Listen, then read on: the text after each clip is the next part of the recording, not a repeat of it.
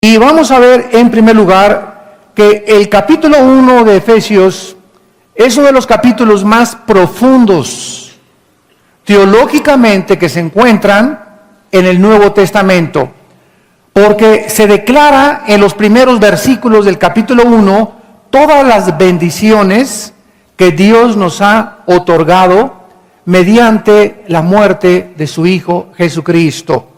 Una vez que Cristo lleva a cabo su sacrificio en la cruz, nosotros podemos ya apropiarnos de las bendiciones que Dios nos ha delegado mediante su expiación.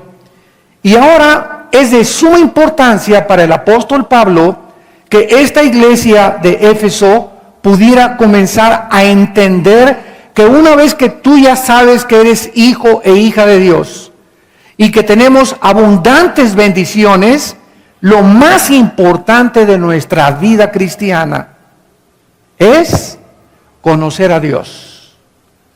Más que las actividades en las que nos podamos involucrar, que no está mal que te involucres en actividades dentro del cristianismo, sería un error tremendo que hicieras muchas cosas para Dios y repartir folletos y predicas y por aquí por allá, pero tu comunión diaria con Dios, la relación íntima que Dios quiere que tú tengas con Él en las mañanas de preferencia, no exista en tu vida.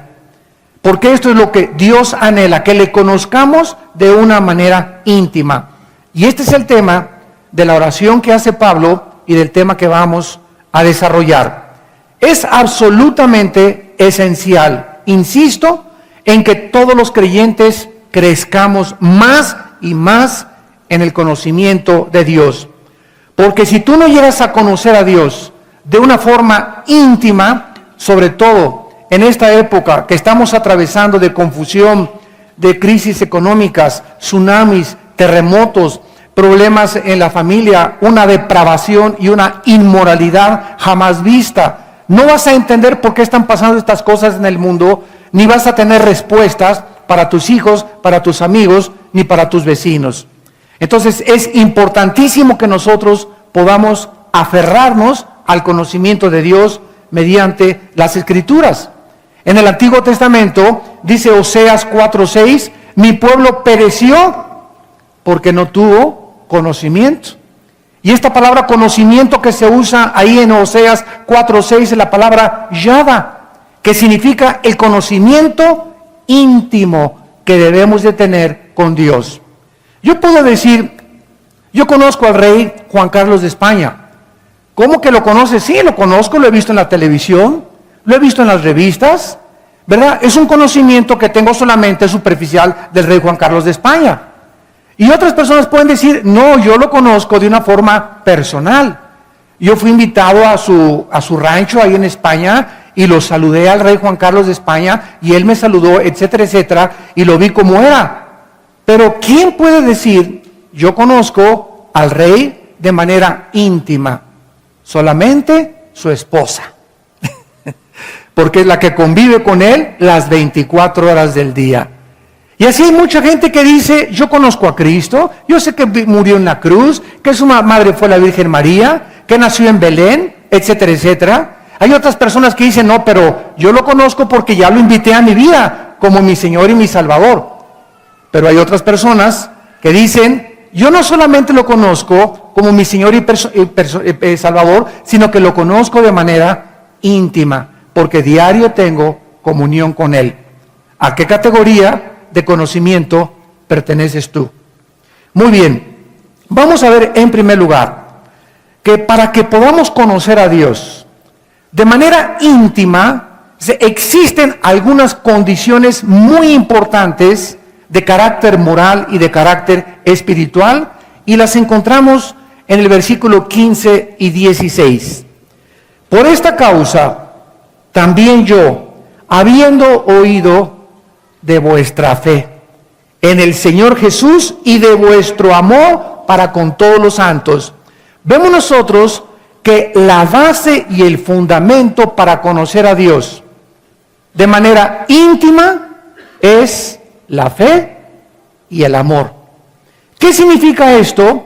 Bueno, la iglesia de Éfeso tenía un testimonio muy fuerte tan fuerte que toda la gente alrededor había oído de que ellos tenían una confianza tremenda en el Señor Jesús, pero no solamente amaban a Dios y confiaban en Jesús, sino que entre ellos había muchísimo amor.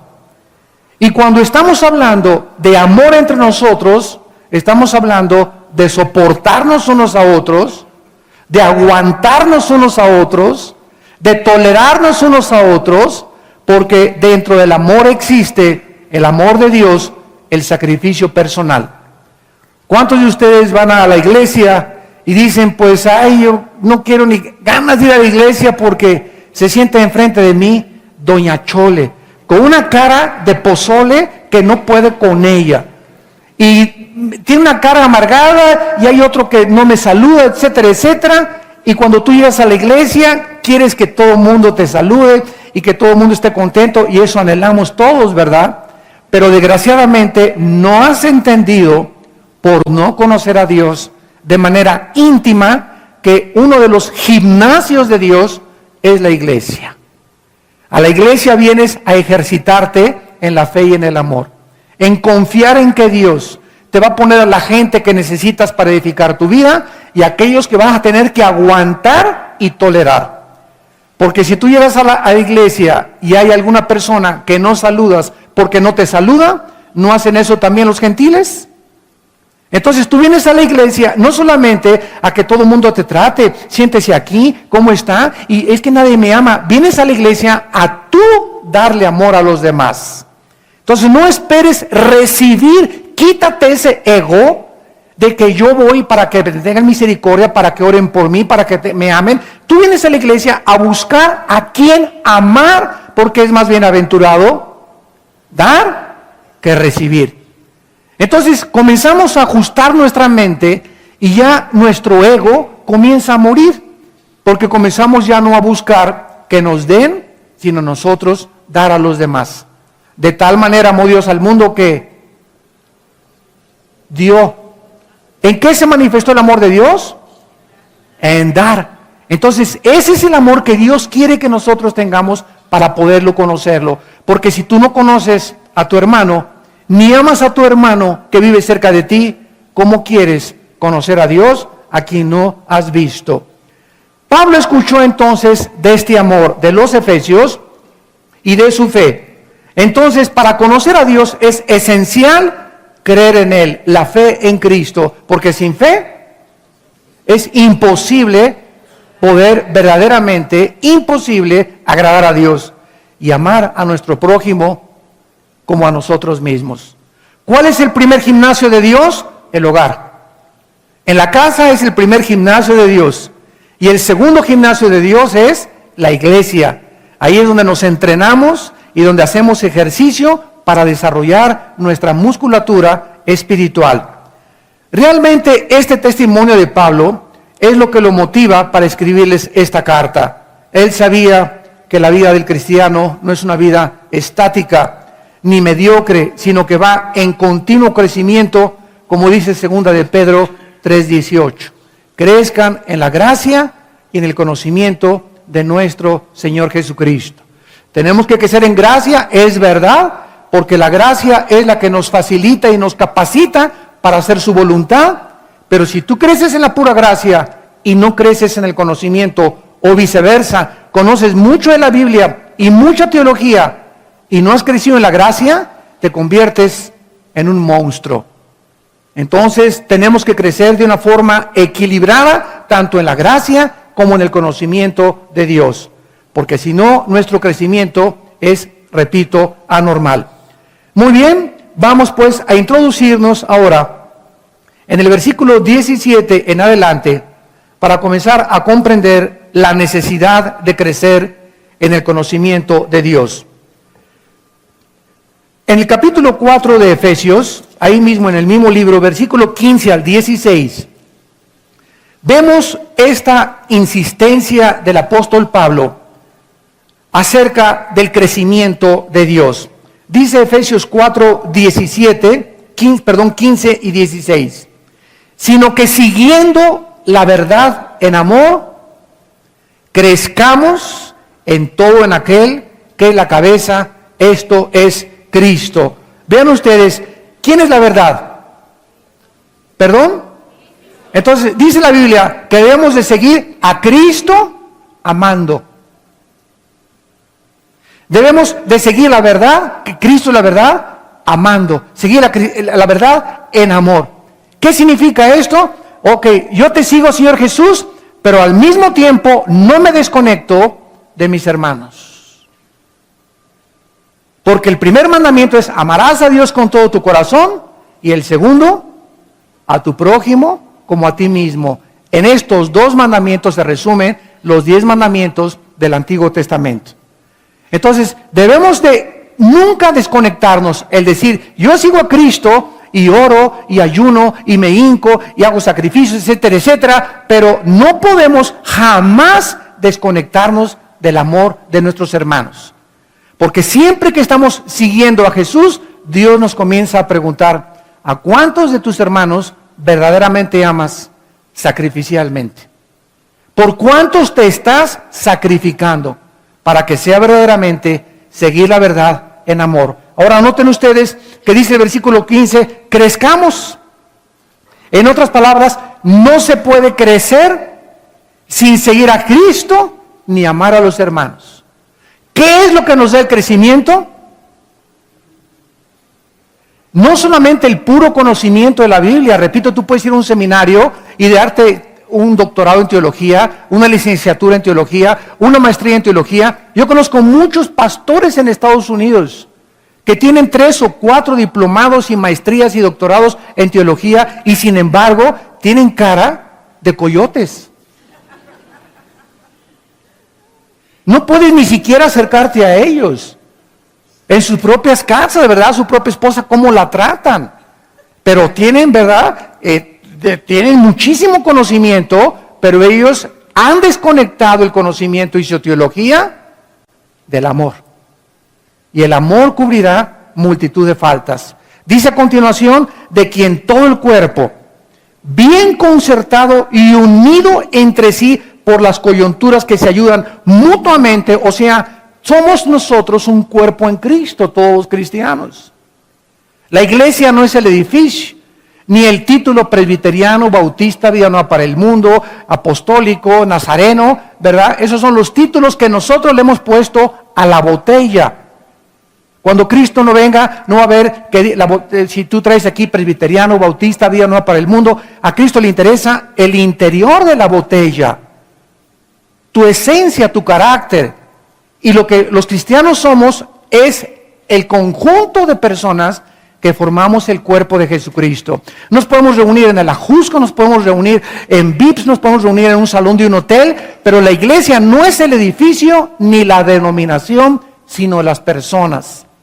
Y cuando nos reunimos nosotros, dice la Biblia, que estamos creciendo unidos unos con otros, y se usa el ejemplo de las coyunturas que tiene aquí mi codo, y los músculos y los tendones que unan mi codo y mi hueso para que pueda doblarse. Aquí en el menisco, en mi rodilla tiene líquidos y tiene tendones que hacen que mi rodilla se doble así y se pueda estirar también. ¿Por qué? Porque es lo que me une, este hueso lo une con esto con esto, aquí el metatarso con el tarso, los dedos también tienen aquí las coyunturas, y estas coyunturas deben estar aceitadas.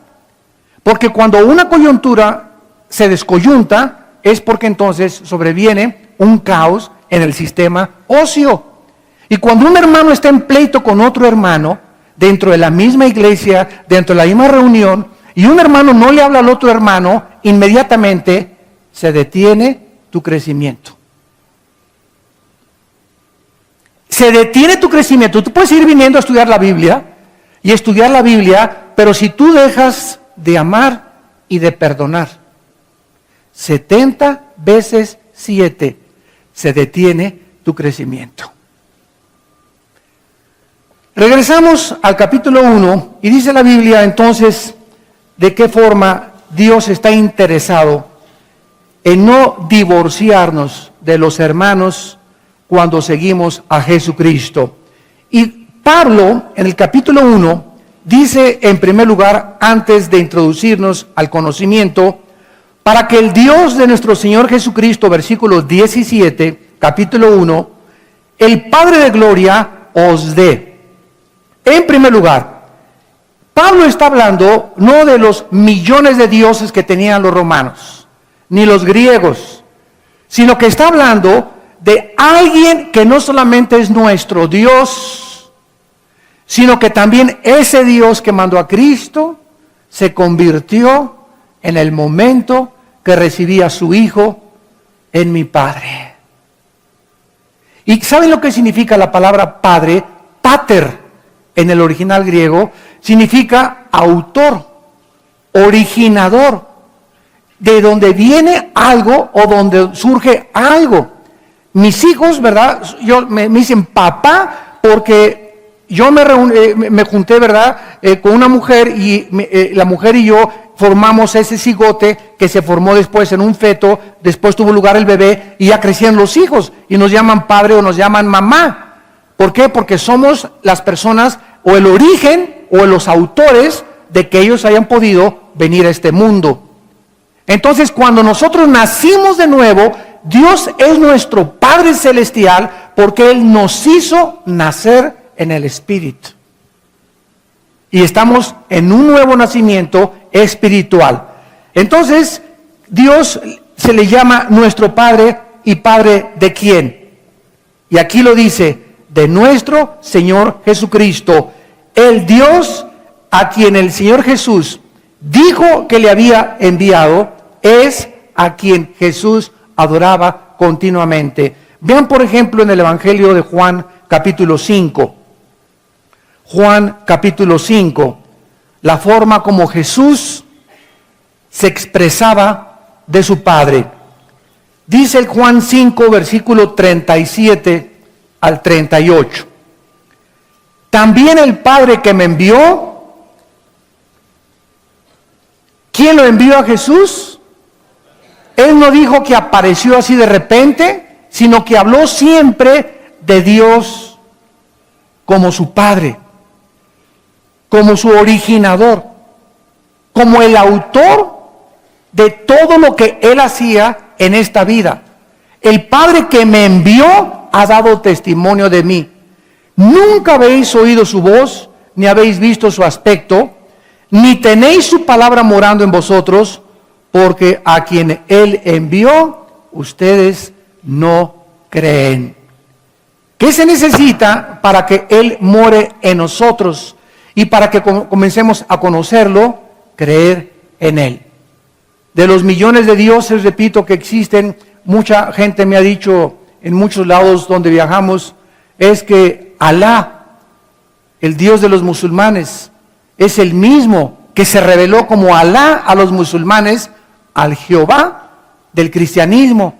Y les dije, ¿saben una cosa? No es absolutamente diferente. Jehová no es Alá con otro nombre, porque Alá se revela a Mahoma con otros principios y otras enseñanzas que contradicen totalmente la Biblia. Y el apóstol Pablo escribió en Gálatas 1, del 6 al 8, que si alguien se aparecía y les enseñaba otro evangelio, otras enseñanzas que no fueran las que estaban contenidas en los libros de los apóstoles, esas personas estaban bajo una maldición. Así que Dios, el Dios del cristianismo, el Padre de Cristo, no es Buda, no es Alá, no es padre de Confucio, no es padre de Mahatma Gandhi, es padre de aquellos que han aceptado a su Hijo Jesucristo como su Señor y Salvador. Entonces, hay muchos dioses con otros nombres, pero no es el Dios de la Biblia. Y lo mismo también hay muchos Jesuses. En 2 Corintios 11, el apóstol Pablo les dice, porque si viene otro predicando a otro Jesús, o si reciben otro espíritu que el que han recibido, no es el Jesús de la Biblia, ni el que hemos predicado. Porque hay mucha gente que me dice, yo creo en Dios. Y les contesto, ¿en cuál? ¿Cómo que en cuál? Sí, hasta el diablo cree en Dios. El diablo no es ateo. El problema del diablo no es el ateísmo. Los demonios creen en Dios y reconocieron a Cristo y le llamaron hijo de Dios los demonios. Entonces no basta creer en Dios, sino ¿en cuál Dios? ¿En cuál Dios crees tú? ¿Quién es el Dios a que tú sigues? Pues a Jesús, yo sigo a Jesús. Si tú sigues a Jesús, sigues las enseñanzas de Jesús contenidas en los evangelios. Pero si tú me dices que crees en Cristo y en Dios, y tú no lo sigues a través de la Biblia, entonces es otro Jesús al que tú estás siguiendo. Hay mucha gente que me dice, yo soy cristiano, pero no voy a ninguna iglesia. Le dije, tú estás haciendo tus propios mandamientos. Porque la Biblia dice en Hebreos 10 que no dejemos de reunirnos, porque en la iglesia Dios nos está entrenando y es importantísimo asistir a la iglesia porque es el gimnasio de Dios y nos ayuda a juntos como cuerpo alabarlo y bendecir su nombre. Entonces cuando alguien dice yo soy cristiano y estoy fuera del corral, es una oveja perdida.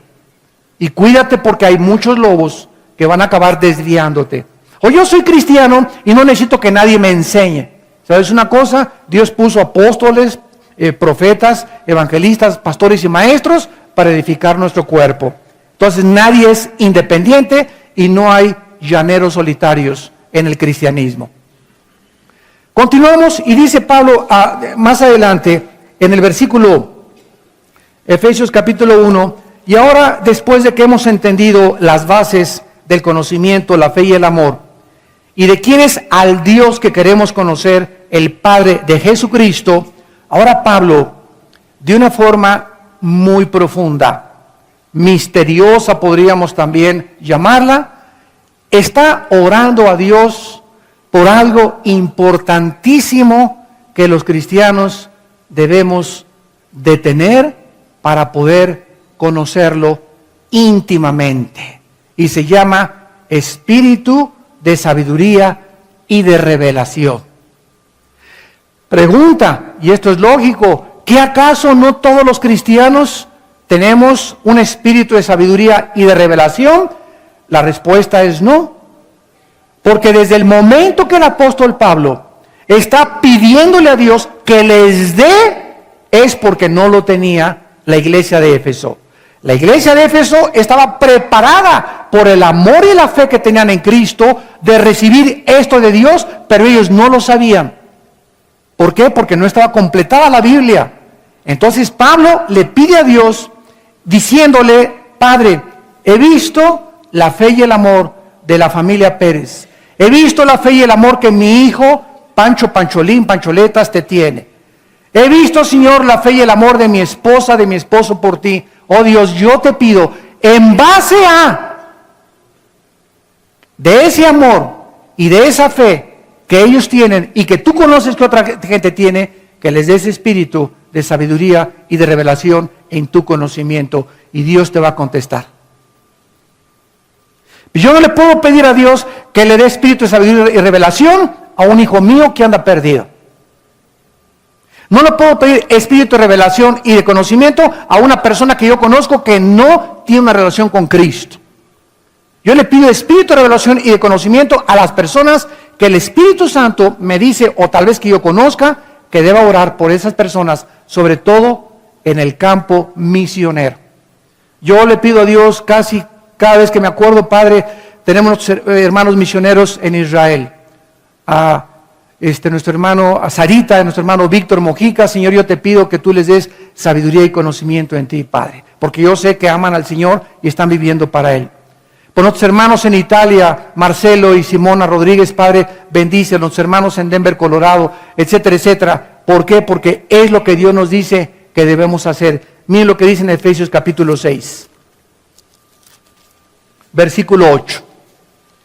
Casi al terminar esta carta, el apóstol Pablo le dice, orando en todo tiempo, con toda oración y súplica en el Espíritu, y velando en ella con toda perseverancia y súplica. ¿Por cuántos?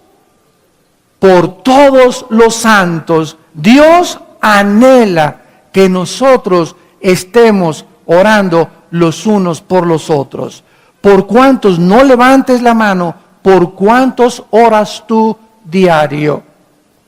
Por mi perro. A lo mejor ni por tu perro, ni por tu esposo, ni por tu esposa, a lo mejor ni siquiera por tus hijos le pides a Dios diario. Porque dice la Biblia, estamos en un mundo, en un planeta habitado por el enemigo. Estamos los cristianos en un campo continuo de batalla. Se está librando una guerra por la condición eterna de las almas de los seres humanos. Y tenemos que entender que somos soldados y tenemos que ejercitarnos como soldados y tener disciplina como soldados. Y una de las cosas que nos ayudan unos a otros a sostenernos, a no caer, a no desmayar, a perseverar, a no darnos por vencido, son las oraciones de mis hermanos por mí y mis oraciones por ustedes. ¿Qué pasa cuando yo estoy orando por mis hermanos misioneros en Israel? De alguna forma misteriosa, la oración, así me la imagino yo, viaja como un misil y llega a las vidas de mis hermanos y los energetiza espiritualmente de una forma misteriosa, los ayuda. A lo mejor en la mañana se levantó Víctor en Israel o Sarita en Israel, toda así agüitada y desanimada, hay tantos problemas o cualquier cosa. Y cuando estamos orando unos por otros, las oraciones comienzan a impartirles vida. Porque dijo Jesús, mis palabras son vida y son espíritu. Cuando descubrimos el poder de la oración, ¿saben ustedes que aquí en esta iglesia se ora a las 6, a las 5 de la mañana? Los viernes. Jueves y viernes. Martes y viernes. Aquí pueden ustedes venir cualquier martes y cualquier viernes y se ora de las 5 a las 6:30 de la mañana. Tenemos oración aquí en la iglesia. No hay poder más grande que pueda sacudir más y edificar más y sostener más y fortalecer más a una iglesia y a la ciudad que las reuniones de oración. Porque es la columna vertebral de la vida cristiana, la oración. Pablo dice, orando en todo tiempo con toda oración, implicando que hay oración de gracias, oración de petición, oración de intercesión. Hay muchos tipos de oraciones.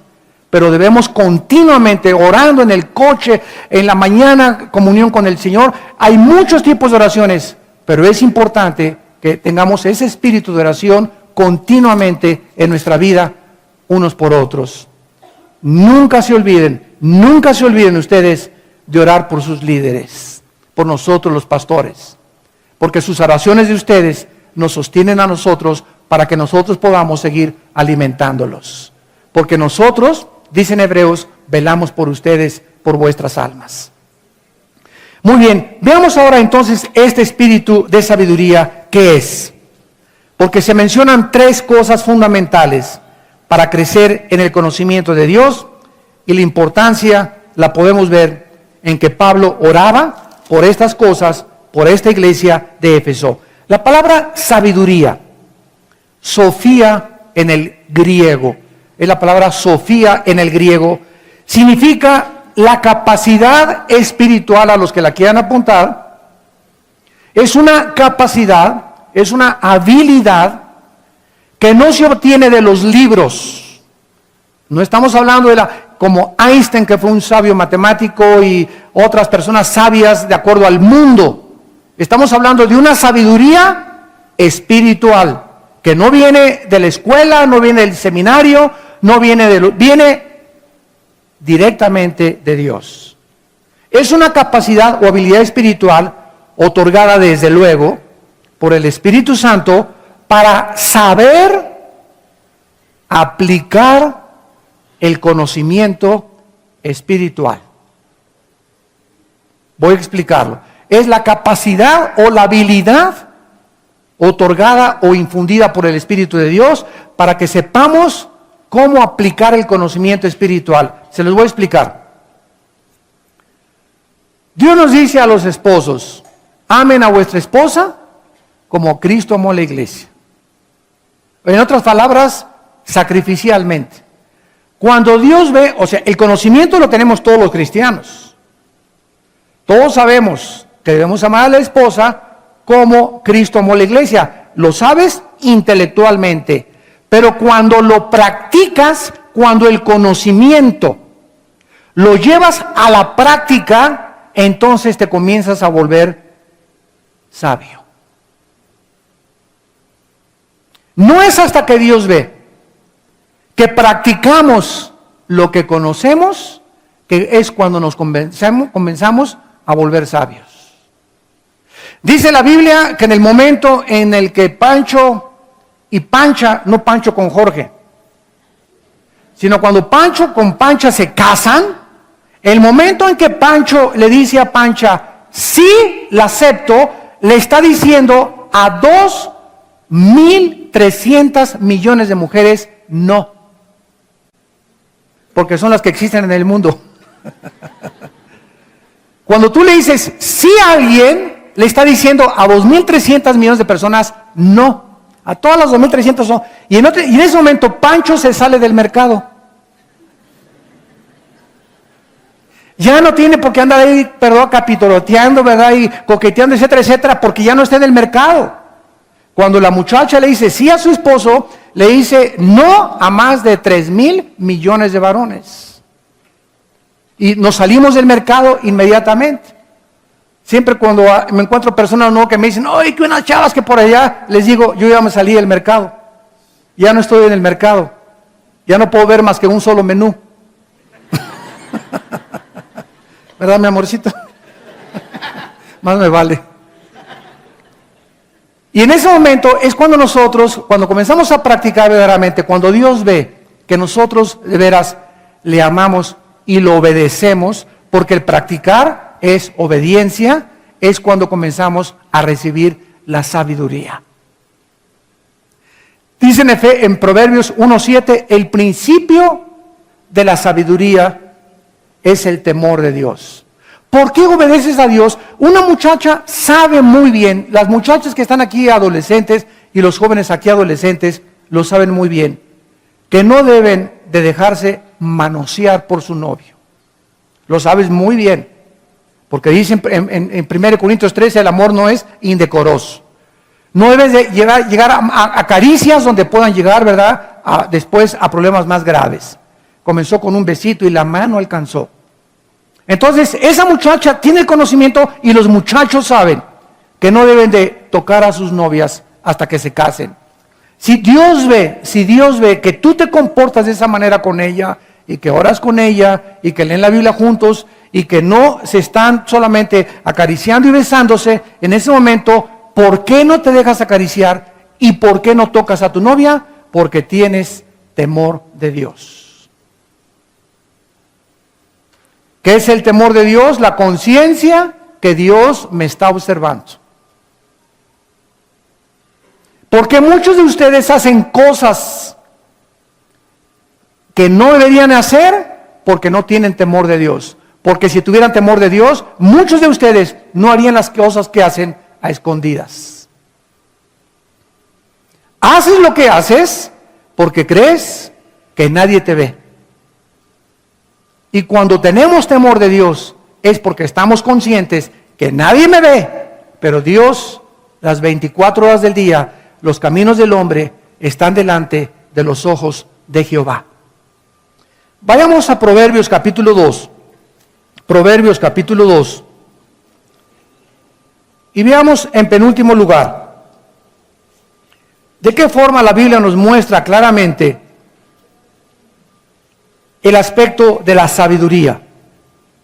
Dice en Proverbios capítulo 2, Hijo mío, si recibes mis palabras y mis mandamientos guardas dentro de ti.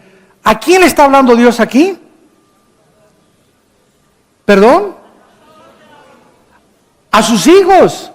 Pero ¿por qué existe un sí condicional? O sea, yo tengo a mi hijo y a mi hija y le digo, hija mía, tú eres mi hija, ¿verdad? Pero si tú obedeces a tu madre y lavas los trastes de la cocina, te doy permiso de ir a esta reunión o a esa fiesta. Siempre hay un sí condicional. O sea que aunque somos hijos, estamos condicionados a obedecer. Y Dios está insistiendo, si ustedes ya como mis hijos reciben mis palabras, o sea, aquí en este momento, en esta congregación, estoy dándoles a ustedes un mensaje de la palabra de Dios, pero no todos los que me están oyendo, ni tampoco por televisión, están recibiendo lo que están escuchando. ¿Por qué? Porque tienen la mente en Cancún, unos, otros en el novio, otra en la lavadora que se descompuso, otros en que mañana tienen que pagar la letra, otros en que los corrieron del trabajo. No están recibiendo la palabra, no se están desconectando del mundo que nos rodea y no están concentrados en la palabra de Dios. Solo los que se cierran a todo. Tengo 1000 problemas, 50,000 problemas, pero en este momento, Marta, Marta, Jesús le dice, una sola cosa te es necesaria. Tengo que ir a esto y tengo que ir por allá. Y, Marta, entiéndelo. Cuando estoy enfrente de ti y te estoy hablando, tu hermana escogió la mejor parte. Solo una cosa te es necesaria. Si tú me escuchas y te desconectas de todo lo demás y recibes mis palabras y te concentras en lo que yo te estoy diciendo y pones atención a lo que mi espíritu está hablando a tu espíritu, entonces dice Dios, no te imaginas las bendiciones que vas a recibir. Y continúa diciendo, versículo 2, haciendo estar atento tu oído a la sabiduría. Si inclinares tu corazón a la prudencia, si clamares a la inteligencia y a la prudencia dieres tu voz, entonces, como a la plata la buscares, si así como vives para hacer dinero, si así como el tiempo que le dedicas para hacer negocios, si así como dicen muchos, voy a tener 2 empleos para que me alcance, si el mismo esfuerzo, dice Dios, que tú dedicas para estar pensando en negocios y hacer dinero, si todo eso tú lo empleas en buscarme a mí, porque yo soy el que doy. Si tú llegas a tener dinero, te lo voy a dar Dios, dice yo, no tu compadre, ni tus relaciones, ni tu compadre el diputado, ni tu abuelo el millonario, ni tu padre. Si vas a tener algo, si vas a recibir algo, toda buena dádiva viene del cielo. Porque si recibes algo que no venga del cielo, lo que tú recibes se convierte en maldición. Es por eso que estamos en contra de esa famosa teología actual moderna de la prosperidad. Pídeme. Miren, ahorita hay predicadores que te dicen, el otro día me llegó una carta que dice, si usted me manda un donativo, así se atrevió este predicador muy famoso en el mundo, que tiene campañas de sanidad, así decía esta carta que está mandando, si tú mandas este donativo, y Dios sabe que estoy diciendo la verdad, si tú mandas este donativo, así dijo el predicador, en 12 meses no tendrás deudas. Se atrevió hasta a hacer el papel del Espíritu Santo. No dijo 10 meses, no dijo 8 meses, o sea, esto es adivinación ya se está cayendo en la brujería en las iglesias. Y la gente va, ¿verdad?, de babosa a dar y como mensos se van, mandan su ofrenda. ¿Por qué? Porque no tienen conocimiento de Dios. Y muchos siguen siendo engañados por eso, llevados de vientos de doctrinas para un lado para otro, y lo hacen inocentemente. ¿Cuántas gentes que hacen eso lo hacen de buen corazón, pero sinceramente equivocados? La sinceridad no es suficiente, necesitas el conocimiento. Y necesitas entender cómo debe una persona dar y no usar el manipuleo ni la coerción para poder dar a la obra de Dios. Hay una manera bíblica para poder entregar nuestros diezmos y nuestras ofrendas, pero nunca a través del engaño. Mándame y en 12 meses no tendrás deudas. Cálmate, Habacuc.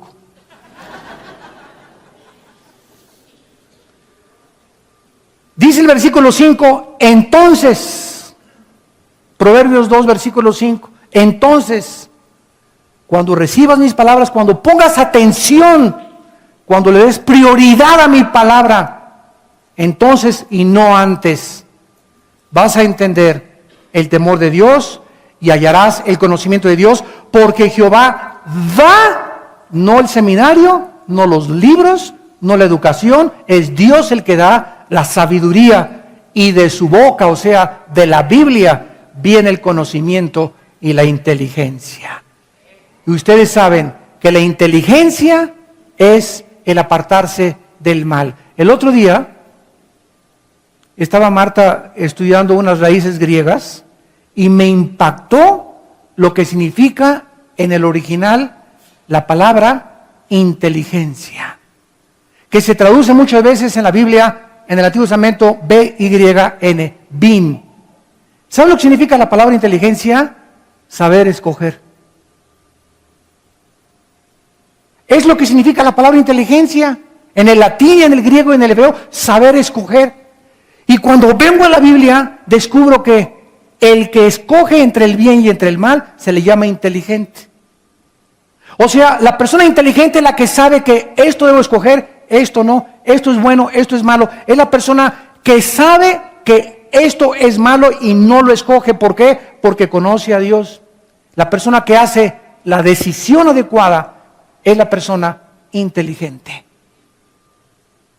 Y nosotros somos responsables de cada decisión que tomamos, porque en eso vas a mostrar tu inteligencia. Y Dios da la inteligencia. Dios te va a decir que escojas.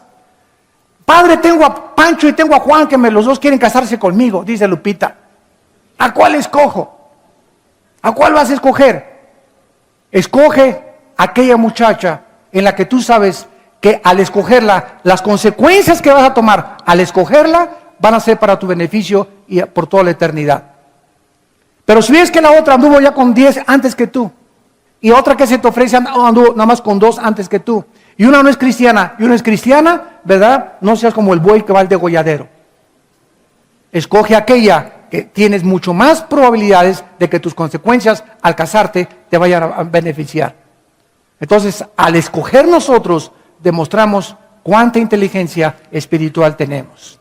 Y para terminar, regresamos a Efesios y dice Pablo, pero que también ustedes reciban el espíritu de sabiduría y de revelación en su conocimiento. La palabra revelación es la palabra apocalipsis. Es la palabra apocalipsis, que significa correr el velo, descorrer la cortina. Es lo que significa la palabra apocalipsis. Cuando veamos el libro Apocalipsis, en inglés lo traducen revelation, revelación. Porque cuando una estatua, los griegos ponían una estatua y la cubrían con una manta, con una sábana, y juntaban a toda la gente, el presidente de la ciudad, para que descubrieran la estatua, y cuando jalaban un hilo y se caía la manta de la estatua, entonces la estatua se revelaba a la gente. La gente sabía y veía ahora, sin la cortina, cómo era la estatua. Cuando dice la Biblia el Apocalipsis de Jesucristo, significa que las cortinas están cerradas para todos los que no son cristianos, del mundo espiritual invisible. Y cuando el Espíritu Santo entra a nuestra vida, ¿qué hace? Nos comienza poco a poquito a entrar la luz, y mientras más conozco a Dios, más luz me entra, más luz me entra, más luz me entra, hasta que soy iluminado con el espíritu de revelación. Y con esa revelación, con esa iluminación, vengo a la Biblia y la comienzo a entender. Porque hay muchas personas que vienen y, no chepo, y no entiendo. Y esto parece una contradicción. ¿Y cómo es esto? Y hay otro, es que sabes una cosa, necesitas revelación. Tal vez no tienes al Espíritu Santo. Tal vez es como esta persona muy famosa en México que tuve en 1986, un debate en el radio, en Radio Red. Y esta persona tradujo el Nuevo Testamento del griego al original latín y al español. Muy famoso en México, todavía vive, ya está muy grande, con unas barbotas así grandotas. Lo entrevistan a cada rato en la televisión. Y me dijeron que si yo aceptaba tener un debate con él. Y cuando yo tradujo la Biblia, el Nuevo Testamento en griego, pues me imagino que debe ser un teólogo, ¿verdad? Qué bárbaro, que todo el Nuevo Testamento lo tradujo del griego al español. Pero sin embargo, a los 10 minutos de la conferencia, de estar debatiendo yo con él, de puras cosas tontas que me estaba diciendo él. Yo le dije, a usted, ¿sabe qué? Yo siento en mi espíritu que usted conoce muchísimo de la Biblia, pero usted no conoce al autor de la Biblia. Hay mucha gente que te habla de Noé y Moisés y el diluvio, se habla de memoria los reyes de la Biblia, se saben los libros de la Biblia, se saben las fechas geográficas, todo la información, la data intelectual, pero es increíble que conozcan la Biblia sin conocer al autor de la Biblia, que es Dios. Y no es hasta que conoces al autor de la Biblia que entonces tu vida es cambiada, tu vida es transformada. Por eso ese Señor me estaba hablando de que los evangelios no eran realmente los que Cristo escribió. Aunque Él tradujo de griego al latín y al español el Nuevo Testamento, Él no estaba convencido de que Jesús era el Cristo, el Mesías, el Hijo de Dios. Porque no tenía ni revelación ni la sabiduría de Dios. Oremos. Padre, te damos gracias por tu palabra en esta tarde.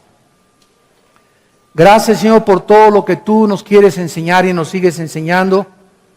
Y te damos gracias, Señor, porque tú eres el Padre y Dios de nuestro Señor Jesucristo. Oh Dios, que de esta iglesia y de las iglesias que nos escuchan en el mundo entero se puedan caracterizar por la fe que tienen en ti y por el amor que se tienen unos a otros. ¿Cuántas veces he de perdonar a mi hermano si me ofende?, le preguntó Pedro a Cristo, y Cristo le contestó, 70 veces 7. Esto no significa que cuando lleguemos a la 490ª ofensa, después nos venguemos, sino que dio a entender Jesús que nunca dejemos que ninguna ofensa, que ninguna persona nos haya hecho, crezca como una raíz de amargura. Porque la amargura y el rencor es el peor veneno para impedir seguir en amor, la verdad y poder crecer en la gracia y el conocimiento del Señor Jesús. Oh Dios, te pedimos que tú le des un espíritu de sabiduría y de revelación en tu conocimiento, Señor, para que nuestros hermanos sepan la herencia a la que hemos sido llamados, a una herencia eterna. Hemos sido llamados a esperar la bienaventurada venida de nuestro Señor y Salvador Jesucristo. Señor, bendecimos esta iglesia y te damos gracias por todos aquellos que en este momento entregarán sus vidas al Mesías, a tu Hijo Jesucristo. Y así con tu rostro inclinado, todas las personas, ustedes también por televisión. No sé desde dónde nos están viendo, tal vez desde una sala de un hospital, algunos desde la cárcel, desde tu casa. Yo los invito en esta mañana a que vengan a la cruz, a la persona del Hijo de Dios. No te estoy invitando a ninguna religión, sino que vengas a la cruz. Y ahí desde tu lugar, dile al Señor, perdona mis pecados, Señor mío y Dios mío. Creo que en la cruz pagaste con tu sangre por ellos y te pido que entres a mi corazón como mi Señor y mi Salvador. Te doy gracias por haber muerto en mi lugar. Me arrepiento de mi vida, de todos mis pecados, y te pido que me des el poder y el espíritu de revelación y sabiduría para conocerte y saber que tú eres verdaderamente la verdad, el camino y la vida eterna. En Cristo Jesús. Amén.